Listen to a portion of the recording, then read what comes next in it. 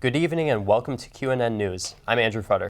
Thanks, guys. We have a lot going on with health news, including some concerns at two of my favorite food chains. Chipotle can't seem to catch a break after one store in Massachusetts was closed because of a norovirus infection. In addition to giving information to students about sexual assault, public safety is also handing out free lollipops, bracelets, and information packs to take home. Residents from Iowa and New Hampshire cast their votes in the first presidential caucuses and primaries of the 2016 election season. Welcome back to QNN. Is it me or does it seem like this weather can't seem to make up its mind lately? I know, Andrew. It's hard to think that only 2 weeks ago we had temperatures in the negatives, and then on Monday it felt like it was April. And last night even, there was some powerful rain and thunderstorms. Let's take a look at the 8-day forecast and see if Mother Nature will level out. The Hamden police have been contacted and brought in by Quinnipiac Public Safety to investigate cases of vandalism in the Commons and Complex dorms on main campus. Around 1:15 a.m. on Friday, officials found that windows were smashed in Complex and ceiling tiles on the first and second floors of Commons were broken.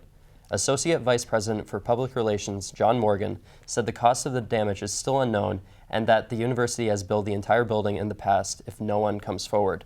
Quinnipiac students gathered Tuesday evening at a safe space forum where they were encouraged to have open dialogue about race and racism issues. The event was held at the Mount Carmel Auditorium and was sponsored by the University Honors Program. Students were able to voice their opinions both in person as well as online. But first, let me give a congratulations to the men's ice hockey team who finished their season last week after falling to North Dakota in the national championship. They had an unbelievable year and should be proud of their accomplishments in this record-setting season. Respect was in the air Wednesday night in the Piazza on the Mount Carmel campus for the annual Spread the Word to End the Word event, hosted by Quinnipiac Best Buddies and Pi Kappa Phi. The event's primary focus was to encourage people to stop using the demeaning use of the R word in reference to someone with a mental disability or something people don't like. Ali Iannicelli and Emma Woodward have been paired with their best buddy Brandon for about 2 years. They always enjoy the fun activities when they are all together. What do we like to do, Brandon? Bowling. Bowling is our favorite. We like to eat pizza too. Yeah. And when asked why it's important to spread the word to end the word, Because our buddy deserves respect. over 625,000 people have pledged their support to end the demeaning use of the R word. For more information, visit rword.org. In the Piazza, this is Andrew Futter, QNN.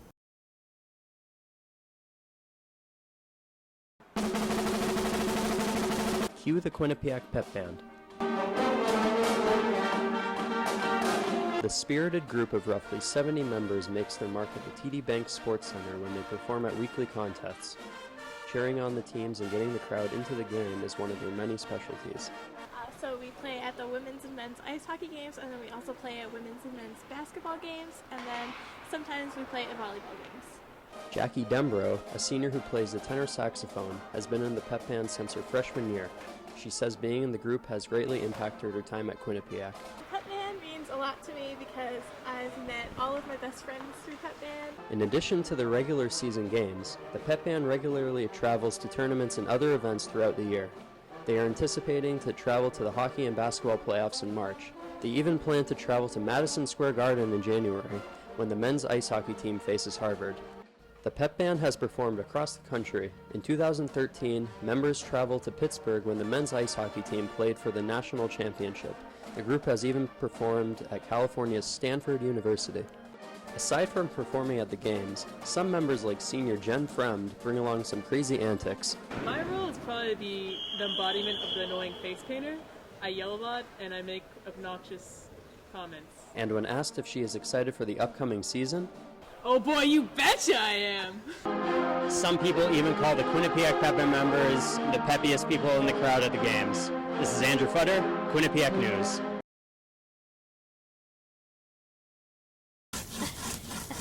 Of the many Christmas traditions, cutting down a tree with the family is surely one of the most memorable.